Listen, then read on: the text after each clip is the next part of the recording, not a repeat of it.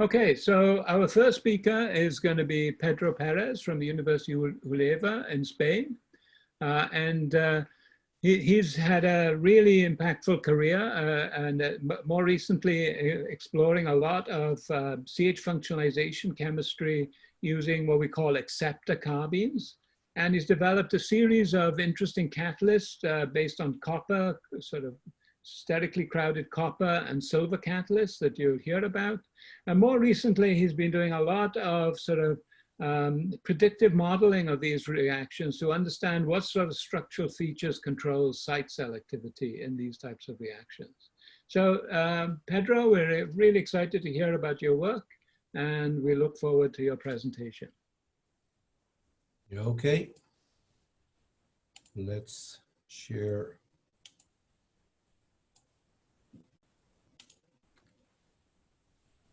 Okay, you have my screen on your screens? Yes, it looks great, Pedro. Okay. Okay, thank you very much, Hugh, for the presentation. And also thank you very much for this invitation that for me is really a bit special, as I will tell you all in a few minutes. So today, as you mentioned, I'm going to focus in some of the results we've been developing lately in our lab in the field of alkane functionalization by carbene transfer reaction from diazo compounds, particularly using alkane CH bonds and studying reactivity patterns and building up prediction models.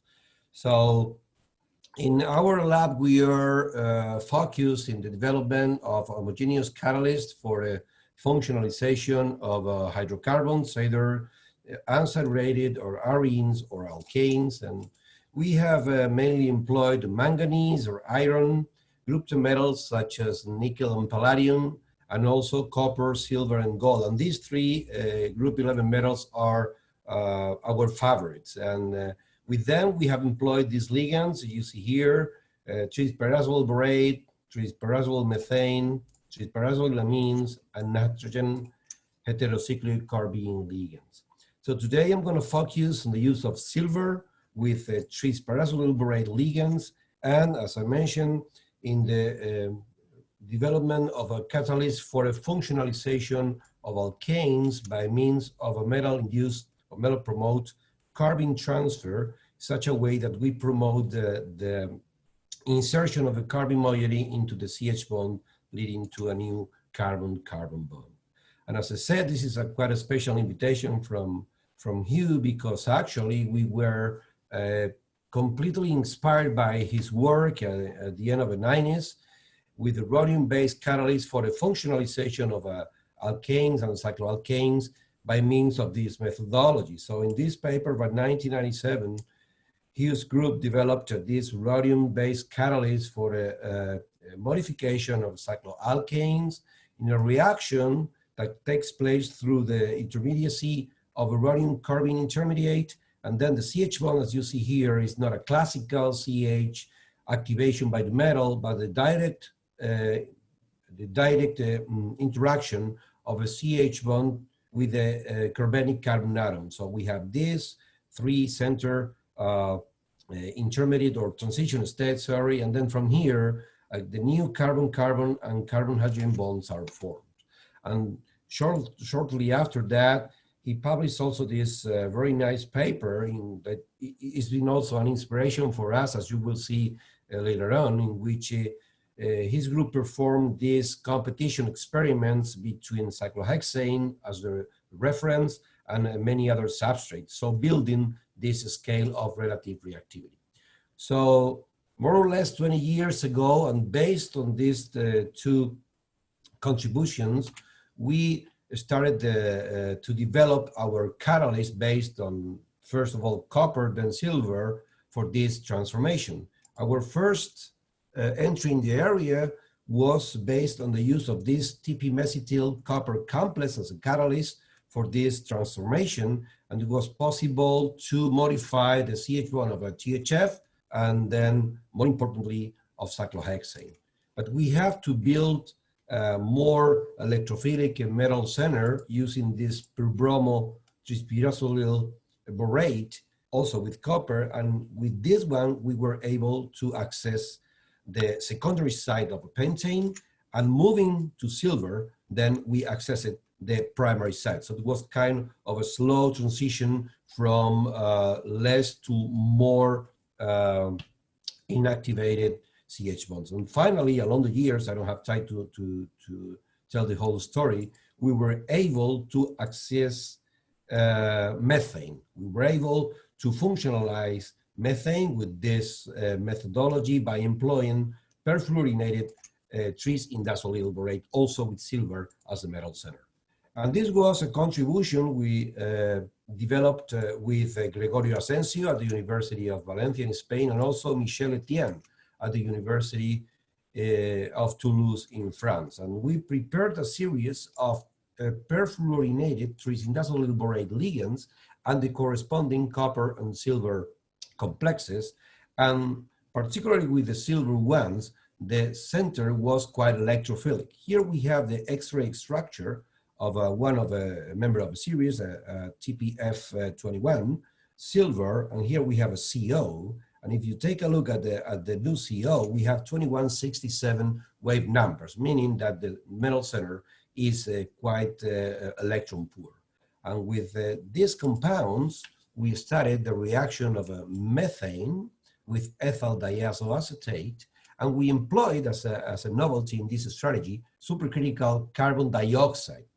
Because if we try to functionalize methane in the presence of any, let's say, conventional solvent having CH bonds or carbon halogen bonds, then the carbene is going to transfer onto the solvent and not onto methane. So the strategy that we employed was to use a highly inert solvent as supercritical CO2. And with this strategy, we were able to obtain some ethyl propionate in the, I would say, moderate yield, that it was the first time that methane could be functionalized by this carbene transfer reaction. So let me show you a video on how we run this reaction. We have a high pressure reactor, and inside of it, let's see if it works. Yes, it's working. So inside the reactor, we place both the diazoacetate and the catalyst. Here we have both of them. The yellow thing is the diazoacetate. Here we have the catalyst in a solid state. And then we put it back on the reactor, and we fill the reactor with about 160 bars of methane. And after that, we pumped about 250 bars of carbon dioxide.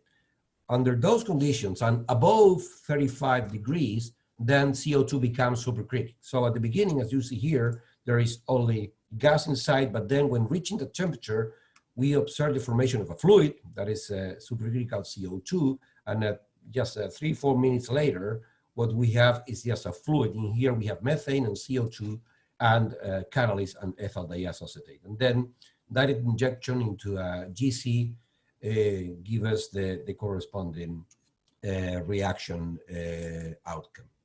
So how this reaction works? Well, this is a study made with in collaboration with Feliu Maceras at ICIQ in Tarragona. The reaction starts by the coordination of the THF from the metal center, interaction with the diazo compound, and then formation of a metallocarbene intermediate in just one step. From here, we have the interaction with the methane or any other CH1 in the reaction medium. And here we have this transition state was proposed by Hugh in 1997. And at the right, you see a cartoon that is based on Gaussian calculations in which we see how the methane is approaching the carbon atom. First, there is an interaction between the CH and the carbon, then these three CCH interaction, and finally, the product is released. So from here, there is one reversible step in which the product is formed, then the coordinates releasing the catalyst. So there are three barriers here that are important for our purpose. First one is the rate determining step, that is carbene formation. So the reaction rate does not depend on the substrate.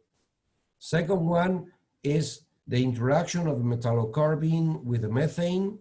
And in here is where the selectivity is going to be decided when having more than one CH bond in the reaction mixture. And finally, we see here that we are obtaining the product under kinetic control. So once the product is formed, there is no reversion to the reactants or to the metallocarbene. So the ratio of product we obtain here serves to evaluate these barriers here.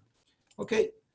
On this basis, and again inspired by Hugh's work, we decided to run competition experiments, but now using methane as the reference. And as you can imagine, it is relatively simple just to run reactions in those reactors, but now using mixtures of methane and propane. And at the end, what we obtain is a GC trace showing, for example, in this case, propane versus methane. We have a product coming from methane, the two products derived from propane, some methyl diacetate still unreacted, and some coupling products from the dimerization over two carbenes. And from this ratio of products and corrected with the number of hydrogen of each type in each molecule, we can obtain what we call the relative reactivity. From here, from this value that is experimental, we can also correlate or obtain an experimental value of the difference of the barriers when activating methane and any other CH bond in the reaction mixture, because this is the delta G double dagger that corresponds to the difference between these two transition states. And by simple physical chemistry, we can correlate this delta G double dagger with the amount of product obtained from each initial substrate, again corrected by the number of hydrogen of each type. So we have this experimental magnitude that can be used to obtain these different barriers in energy. And when we compared our experimental data with the gaseous alkanes, with those calculated by Feliu-Maceres' group, we obtained a pretty nice correlation in showing at least that the model seems to be adequate to the experimental data. Okay, these are the data. These are the data for the gaseous alkanes, and then obviously we expanded to more alkanes, to a total of 14 alkanes from methane to cyclododecane, and with a series of 29 different carbon-hydrogen bonds. The study was, again, very simple, in which we employed the exact mixtures or exactly weighted amounts of two alkanes in the presence of 3 different silver catalysts with this base 3-fluoromethyl bromide pyrazole that we developed in our lab, and these 2 others developed in collaboration with Michel Etienne. And from these competition studies, we obtain a bunch of numbers that you see here. We have many numbers. Here we have a primary sites. Here we have a secondary sites. Here we have tertiary sites. We obtain the relative reactivity for all of them. This is the logarithm, and this is the delta G double dagger for each of the catalysts. In this case, we are showing that for the base 3-fluoromethyl bromide derivative. Okay, so for instance, obviously 1 is given to methane. Here we have that for ethane, CH1 is more or less 25 times more reactive than methane. If we go here to the tertiary sites of this is 2-methyl propane, it is about 56 times more reactive than methane, and so on. All right, so we have figures. Now what? First thing we can think about, is there any correlation between these values of relative reactivity and bond dissociation energies? And the answer is no. There is no correlation at all. Here we see sort of a dispersion of values in blue primary sites, red secondary sites, in black tertiary sites. And there is no correlation. And actually, if we think about the nature of both data, it is expected that there is no correlation, because in the bond dissociation energies usually are obtained from homolytic cleavage of a CH bond. And in our case, this hydrogen transfer from one carbon to another is or can be considered as an heterolytic cleavage of that bond. So this is somewhat obvious. Okay, what about trends? Here we have, for example, 2-methyl or 2,3-dimethyl butane. In 2,3-dimethyl butane, we see that the tertiary site is more reactive than primary sites. And this is what is expected. That we all learn in our undergraduate studies in organic chemistry, physical organic chemistry. We see this tertiary, secondary, primary, and methane trend. If we go to 2-methylbutane, where we have two different primary sites, we see that the tertiary is again more reactive than the secondary, and then the two primary sites. It is again what is expected, but this is not what we see, for example, when we have more hindered CH bonds. And this is the case of 2,4-dimethylpentane, where now the primary site is the more reactive, then the tertiary, and then the secondary. But more or less, we can see that when we compare intramolecularly, in most cases, we observe what is the so-called OLA scale. But when we put all data together, then what we obtain is far of being a trend. We see here for the 3 silver catalysts, here we have in blue our secondary sites, primary sites are in red, tertiary sites are in green, and we see that there isn't any trend. Well, we can say we have the secondary sites that are more reactive at all, but there is no trend at all. And this is because when we compare this data with the classic studies by OLA, by protonation or addition of NO2 plus to the alkane, obviously our electrophiles here, these huge TP silver carbines, are completely different from those. So these are the experimental data we obtain in these studies with the methane as a reference, but obviously I'm sure that many of you are thinking, well, you are only using silver. What about other metals? We are used to see rhodium or copper for carbene transfer reaction. Have you studied them? Okay. Well, the answer is yes, we have studied them, but the problem is that we haven't been able to obtain any catalyst based on rhodium or copper that can activate methane. So, or not only methane, but ethane or any of those low reactive gaseous alkanes. So we had again to go to our inspiration and go to that initial Davis's scale based on cyclohexane, and we ran a second set of competition experiments, now with liquid alkanes. We forget about the gaseous, and using cyclohexane as the reference. So the idea is exactly the same, but we forget about the gaseous alkanes. And these are the metal carbene precursors we employed. Again, the 3 silver ones, one based in copper that is identical to one of a silver employed before, with the only difference of metal, and then this also well-known trifluoromethyl acetate deuterium complex. And this is what we see. We see that the 3 silver catalysts behave nearly identical one to each other, right? Then we have here in purple rhodium that differs from silver for the primary sites. This is the primary region. These are secondary sites. Rhodium and silver is more or less the same. And then for tertiary sites, seems that rhodium is even more reactive than silver. And copper is now completely different. It is the reactivity is the lowest in all cases, all over with just some outliers over here. So we see there is a difference in the reactivity, in the patterns when changing the metal. That is also expected because obviously the electron density and the metal is going to be different.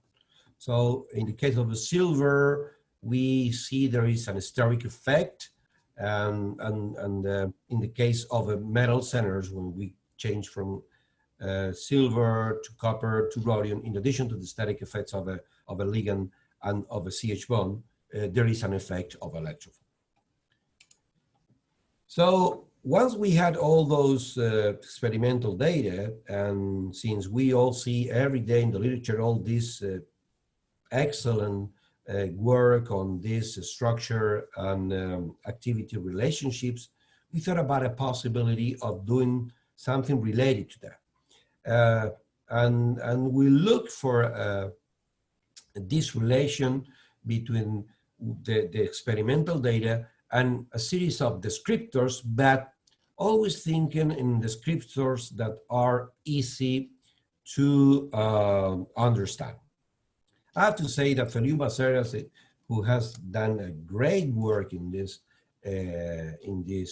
area, and first tried, like, I would say 70 different descriptors, 70 or 80, 70 descriptors, but all these kind of descriptors that I have to confess, it was really a pain for me to understand this HOMO -1 or LUMO +2, things like that, right? So it was possible to find a correlation, but actually it was not something that could, descriptors that I have to, it was possible to find a correlation be easily understood. So we gave a second thought, and then Feliu again was smart, looking for these topological descriptors that are based on exclusively the carbon-hydrogen bond that we are studying. And so they found this correlation in which the relative reactivity can be modeled just by 6 descriptors that are shown here. One of them is just the type of carbon we are studying. It is primary or secondary or tertiary. The second one is the size of each of the substituent in the CH bond. It's just the number of carbons that are here and here and here. The third one is the number of methyl groups in the beta position to the CH bond we are studying. And finally, the fourth, sorry, there was some light shining here. The fourth descriptor, it is an aesthetic factor, an aesthetic descriptor for a case of CH bonds that are very, very aesthetically congested, as the case of the 2,4-dimethyl pentane I showed you before. So maybe you are thinking, you said 6 descriptor, Pedro, but I am only seeing 4. No, these are 6 because we have 1, 2, and 3, 4, 5, and 6. So from this statistic study, we obtain descriptors and we obtain coefficients for each of the 3 catalysts studied. And this is how the system works, or how the rules operate. Here we have 2,3-dimethylbutane, and let's see how we calculate the relative reactivity for the primary site. So we apply this equation. There is an independent term, A here, and then it is a primary site, is 1. The 3 carbons bonded, the 3 substituents bonded to the CH bonds are 0, 0, and 5. These 3 ones. The number of methyl group in the beta position is just 1, because we are studying this one, so just 1. And this is not a special case for a aesthetic factor. When we calculate the value, we obtain 130, and experimental is 128. In the case of a tertiary site, we have a 3 for a C-type. We are studying this CH bond. We have 1, 1, and 3 for the 3 descriptors of a size of a substituent. We have 2 methyl groups in the beta position, and it is not aesthetic. We have 141, 147. So, well, maybe you're thinking, well, that is the good one you obtain in the whole series. Well, we obtain a pretty good fitting between the experimental value in blue and the calculated value in red for 3 silver catalysts. You see the shape is more or less the same in all cases, indicating that they are pretty similar electrophiles in behavior towards this carbene transfer and CH functionalization. And again, we were also very happy to see that when applying this idea to the other system where cyclohexane was a reference, we also observed that the equation was also useful with the same descriptors. Obviously, the only difference were the corresponding coefficients. And here at the right of a slide, you can see the same thing, the same three radial plots for silver, copper, and rhodium with cyclohexane as a reference. Now we see here that they are different. So for silver, they are more or less the same. Same thing here. If we compare this silver with the other two are more or less the same, but we can see differences between silver and copper and rhodium, right? So again, we observe here that the electrified metal center is also important in this transfer as it is expected. So this is more or less what I have prepared for you. If I'm not wrong, just a brief take-home message. One side, we've been able to develop this relative reactivity scale, having methane as a reference, and we have found that well, this tertiary, secondary, primary order that we see in the books is no longer operative in this type of transfer as probably expected from the size of electrophile. On the other hand, or as a continuation, this simple model that we have called QDEAN, because it is quantitative descriptor alkane nucleophilicity based. This simple model is based in just simple, very simple topological descriptors of the alkane, although it also depends of the metal that we are using. And this is all I have prepared for you. Obviously, I have to thank all the group of Homogeneous Catalysis Laboratory here at the University of Huelva. And of course, also people who has given some money to pay all the bills. And again, thank you very much, Hugh, for the invitation, and to all of you for your attention.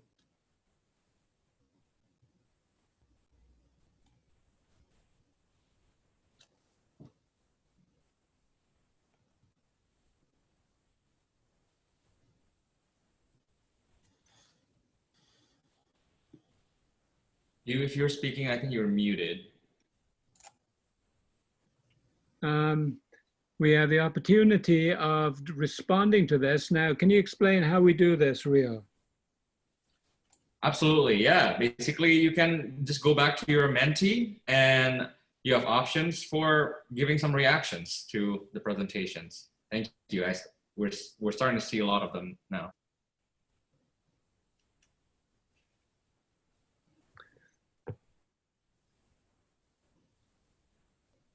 Okay, so this is our way of doing a round of applause, Pedro. I can do the round of applause, but this is the round of applause from the audience. We'll have to learn to get a little bit more smooth with this going forward. But Pedro, we got a few questions for you. So we got a question from Jason Bates, who asks, instead of the BDE, can the hydrogen atom abstraction energy be more accurately correlated with the relative rates instead of the bond dissociation energy? We haven't tried that. Maybe it's a good idea, but we haven't tried that. So it's a good idea. Yeah. Yeah. Okay. Yeah. And as I said, if anyone's got any questions, please add them to the questions and answers.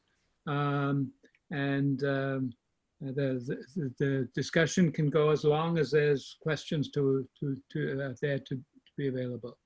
This is a question from Nicholas Chiappini, who really enjoyed the talk and is asking you, has your group looked at the correlations predictions of reactivity with modulation of the diazo rather than the catalyst or target CH bond? Yeah, this is something that we are now developing, and we are not observing with this mono-substituted diazo compounds, we are not seeing much difference. And the thing is that when we use, for example, all these as donor acceptor, such as phenyl carboxylate substituents, then what we see is that in our system, the reactivity goes down extremely. So our TP silver or TP copper system is very good for ethyl diazoacetate. If we use, I don't know, ethyl propionate, things like that, it's fine, but we don't see any change. When we go to a phenyl, then the reaction is, the catalyst is not that reactive. And then the yields are so low that we cannot compare that. But we are still developing this system. Now, yes, I would agree with you. You know, that the difference between the acceptor carbines and the donor acceptor carbines is gigantic. They look sort of same, but they actually have very different species. What about changing the size? Because sterics is such an important feature for you. What about changing the size of the ester? How well has that been for you? Yeah, that is one thing we have also studied using. I mean, the first one obviously is eterbutyl, and then putting there this menthol, and although we don't see any EE, but we haven't seen much difference at all by now, because the orientation of the carboxylate points away. I mean, the COO is pointing away that substituent, and at the very end, where the interaction of a CH bond with the carbon atom takes place is not much affected by the substituent we have in the carboxylate. So we have done, and we are doing yet things like that. But to be honest, at this stage, we have not seen or found yet a diazo that provides something that we can say, hey, we are now modulating reactivity with the diazo. Right. And what about the respective gold complexes? This is a question from Doris Kuntz. Are they active? Doris. Hey, Doris, how are you? Fine. Okay. With TP, there is no way to obtain stable gold complexes, because we all know gold 1 prefers linear coordination, right? So you can find in the literature a couple of examples of TP gold complexes, TP gold 1. One was reported by Rosica Diaz, the other one by Claudio Pettinari. But they are not stable enough to do catalysis, to be used as catalyst. So we cannot obtain, actually we tried, but I mean, you can, the compounds are reported, but there is no, they do not survive catalytic conditions. Actually, if you have their X-ray structure, you see how instead of having the 3 TPs, I mean the 3 pyroxyls bonded, then you have one that is stronger and the other 2 are pointing far, because at the end, gold prefers just 2 ligands. So no gold with TP, but with nitrogen heterocyclic carbon ligands, we develop a quite active gold catalyst for this transformation. That's great. And as I said, one of the hard things about these talks, you don't usually get that great feedback, okay? But I want to give you a great feedback from one person. His name's Adrian, and he says, very much enjoyed the presentation, even though I'm just an undergraduate. And I do think that's a great reflection of the talk. It was a very nice talk, and it was a very clear talk too. So congratulations. Thank you, Adrian. And now there's still questions in the chat. So if you could go into the chat and get involved in answering those. And if anyone's got further questions for Pedro, I'm sure he'd be willing to answer it again.